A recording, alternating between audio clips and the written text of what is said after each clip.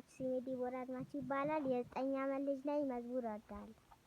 እንዳንተ ያለ አምላክ የለም፣ እንዳንተ ያለ አምላክ የለም፣ እንዳንተ ያለ አምላክ የለም።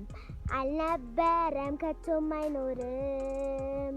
በሁሉም ቦታ ሄድኩኝ ሄድኩኝ፣ በሁሉም ስፍራ ዞርኩኝ ዞርኩኝ፣ በሁሉም ነገር አየው ሰማው። እንዳንተ ያለ ከቶም አይኖርም። እንዳንተ ያለ አምላክ የለም፣ እንዳንተ ያለ አምላክ የለም፣ እንዳንተ ያለ አምላክ የለም።